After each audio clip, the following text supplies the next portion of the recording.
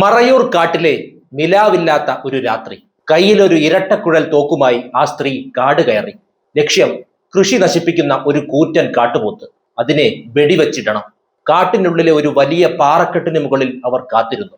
ദൂരെ എവിടെയോ ഉണങ്ങിയ ഇലകൾ അമരുന്ന ശബ്ദം കേൾക്കാം. അതോടൊപ്പം ഒരു രൂക്ഷ ഗന്ധവും. കറുത്തിരുണ്ട ആ രാക്ഷസ രൂപം അരികിലെത്തിയിരിക്കുന്നു.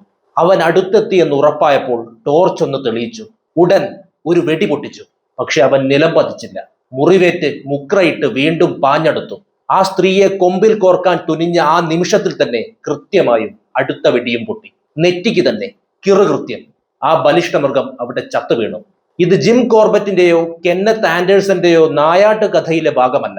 മധ്യ കേരളത്തിലെ മറയൂർ കാടുകളിലിരുന്ന് ഹിംസമൃഗങ്ങളോട് പടപൊരുതിയ കേരളത്തിന്റെ ഏക വനിതാ ശിക്കാരിയുടെ ജീവിതത്തിലെ ഒരു സാധാരണ രംഗം മാത്രം.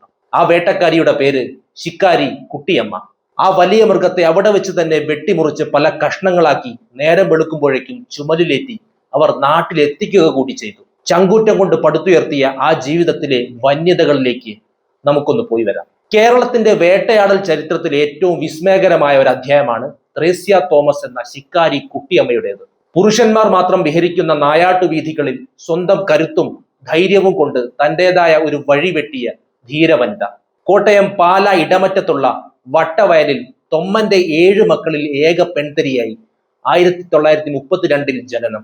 1963 പിതാവ് തൊമ്മനും സഹോദരങ്ങൾക്കുമൊപ്പം മറയൂരിലേക്ക് കുടിയേറുന്നു. ചിന്നാർ വനമേഖലയിൽ വനങ്ങളാൽ ചുറ്റപ്പെട്ട് കിടക്കുന്ന കിരണിപ്പെട്ടിയിൽ 20 ഏക്കർ സ്ഥലം വാങ്ങിയായിരുന്നു തൊമ്മനും കുടുംബവും ജീവിതം ആരംഭിച്ചത്. റേച്ചൂരിലെ സെന്റ് മേരീസ് കോൺവെന്റ് സ്കൂളിൽ 11ാം ക്ലാസ് വരെ പഠിച്ച ശേഷം സാമ്പത്തിക പ്രതിസന്ധി കാരണം പഠനം ഉപേക്ഷിച്ച കുഞ്ഞു ത്രേസ്യ കന്യാസ്ത്രീയാവാൻ പോകുന്നു. മണ്ണും മനുഷ്യനും മൃഗങ്ങളും ഇടകലർന്ന് ജീവിക്കുന്ന ആ ഭൂമികയിൽ ജീവിതമെന്നാൽ ഒരു അതിജീവനം തന്നെയായിരുന്നു. അതിനിടയ്ക്ക് സഹോദരൻ പാപ്പച്ചനെ കാട്ടുപോത്ത് ആക്രമിക്കുന്നു, അതും വീട്ടുമുറ്റത്ത് വെച്ച്. ത്രേസ്യ വീട്ടിലുള്ള സമയമായിരുന്നു അത്. സഹോദരന്റെ മരണം മുന്നിൽ കണ്ട നിമിഷം വീട്ടിൽ എവിടെയോ ഇരുന്ന ഒരു നാടൻ തോക്കെടുത്ത് അത്ര വൈദഗ്ധ്യമില്ലെങ്കിലും ചങ്കൂറ്റം കൈമുതലായുള്ള ത്രേസ്യ ഒരു വെടിയുതിർത്തു. പോത്ത് ഉയരുവെടിഞ്ഞു. വന്യമൃഗ നിയമം നിലവിൽ വരാതിരുന്ന ആ കാലത്ത് മലയോര മേഖലയിലെ മനുഷ്യരുടെ ജീവിതം ഇങ്ങനെയൊക്കെ ആയിരുന്നു. മിക്കവാറും വീടുകളിൽ ഒരു തോക്കുണ്ടാവും. അതിജീവനത്തിന്റെ ഭാഗമായി സഹോദരനെ ആശുപത്രിയിൽ പ്രവേശിപ്പിച്ചുവെങ്കിലും പണമടയ്ക്കാൻ കഴിയാതെ വന്നതോടെ സഹോദരൻ പാപ്പച്ചനെ ആശുപത്രി അധികൃതർ ചികിത്സിക്കാൻ വിസമ്മതിച്ചു. പണമില്ലെങ്കിൽ വെടിവെച്ചിട്ട കാട്ടുപോത്തിന്റെ ഇറച്ചി തന്നാലും മതിയെന്ന് ആശുപത്രി അധികൃതർ ആവശ്യപ്പെട്ടു. ത്രേസ്യ ഉടനെ വീട്ടിലെത്തി. വീട്ടുമുറ്റത്ത് വെടിവെച്ചിട്ട പോത്തിനെ കഷ്ണങ്ങളാക്കി ആശുപത്രിയിൽ എത്തിച്ചു. സഹോദരനെ ചികിത്സിച്ച് ഇറക്കി. കാട്ടുപോത്തിന്റെ ഇറച്ചിയുടെ മൂല്യം കണ്ട് ഞെട്ടിയ അവർ ഒന്ന് സംശയിച്ചു. താൻ ഇനി മഠത്തിലേക്ക് തിരിച്ചു പോണോ? എന്നാൽ തന്റെ ആത്മധൈര്യവും ലക്ഷ്യം തെറ്റാത്ത ഉന്നവും അവരുടെ സംശയത്തെ കാറ്റിൽ പറത്തി.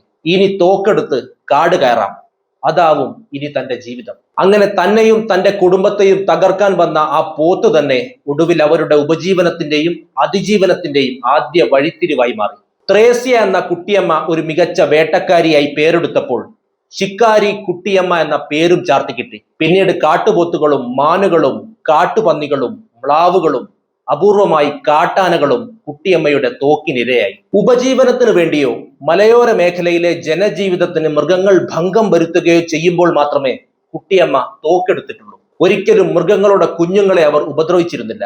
വേട്ടക്കാരിയെങ്കിലും ഒരു കന്യാസ്ത്രീയുടെ കാരുണ്യവും അവരിൽ പ്രകടമായിരുന്നു. ഒരു മൃഗത്തെയും മുറിവേൽപ്പിച്ചു വിടുന്ന ശീലവും അവർക്കുണ്ടായിരുന്നില്ല. ഒന്നുകിൽ ഒരു 1 ഷോട്ട് കിൽ, അല്ലെങ്കിൽ വെടിപൊട്ടിച്ച് ദേഹോപദ്രവം ഏൽപ്പിക്കാതെയുള്ള വിരട്ടിവിടൽ. അങ്ങനെ ശിക്കാരി കുട്ടിയമ്മയുടെ തോക്കിന്റെ ബലത്തിൽ ചിന്നാർ വനത്തിലേക്ക് കൂടുതൽ ആളുകൾ കുടിയേറി പാർക്കാൻ എത്തിത്തുടങ്ങി. അങ്ങനെ 82 ഏക്കറോളം സ്ഥലത്ത് 42 കുടുംബങ്ങൾ താമസമുറപ്പിച്ചപ്പോൾ ചിന്നാർ വനമധ്യത്തിൽ ഇന്നത്തെ ചുരുളിവെട്ടി എന്ന ഗ്രാമം ഉയർന്നു വന്നു. ഇതിനിടെ ശ്രീലങ്കൻ സ്വദേശിയായ തോമസ് ചാക്കോയുമായി കുട്ടിയമ്മയുടെ വിവാഹം നടക്കുകയും ചെയ്തു. പിന്നീട് ഇവർ ഇരുവരും ഒരുമിച്ചായിരുന്നു വേട്ടയാടാനും ചുരുളിവെട്ടിയെ മൃഗങ്ങളിൽ നിന്ന് സംരക്ഷിക്കാനും ഇറങ്ങിയത്. വേട്ട എന്ന് നമ്മൾ ലളിതമായി പറയുമെങ്കിലും ഇന്ന് വേട്ടയാടൽ നിയമവിരുദ്ധമാണ്. പക്ഷേ 1972 വന്യജീവി സംരക്ഷണ നിയമം വരുന്നതുവരെ വേട്ടയാടൽ നിയന്ത്രണമില്ലാതെ നടന്നിരുന്നു. അതിനു മുൻപ് കാർഷിക വിള സംരക്ഷണത്തിനും സ്വയം രക്ഷയ്ക്കുമായി തോക്കിന് ലൈസൻസ് ലഭിക്കുമായിരുന്നു. സ്വാതന്ത്ര്യത്തിന് മുൻപും ശേഷവും ജില്ലാ മജിസ്ട്രേറ്റ് ആയിരുന്നു തോക്ക് ലൈസൻസ് നൽകാനുള്ള അധികാരി. പോലീസ് വെരിഫിക്കേഷന് ശേഷം അപേക്ഷകന്റെ സ്വഭാവം, തോക്ക് കൈകാര്യം ചെയ്യാനുള്ള പ്രാപ്തി എന്നിവ പരിശോധിച്ച് അനുമതി നൽകിയിരുന്നു. 1950കളിൽ ഹൈറേഞ്ച് മേഖലകളിൽ ഗൺമെൻ എന്ന് വിളിക്കപ്പെടുന്ന ഒരു വിഭാഗം തന്നെ ഉണ്ടായിരുന്നു. വന്യമൃഗത്തെ വെടിവെക്കുന്നത് കുറ്റമായിരുന്നില്ല. ലൈസൻസ് ഉള്ള ഒരാൾക്ക് തന്റെ പറമ്പിൽ കയറുന്ന മൃഗങ്ങളെ വെടിവെക്കാനുള്ള അനുവാദം പ്രായോഗികമായി ഉണ്ടായിരുന്നു. സ്വാതന്ത്ര്യത്തിന് ശേഷം 1959 നിയമം പരിഷ്കരിച്ചു.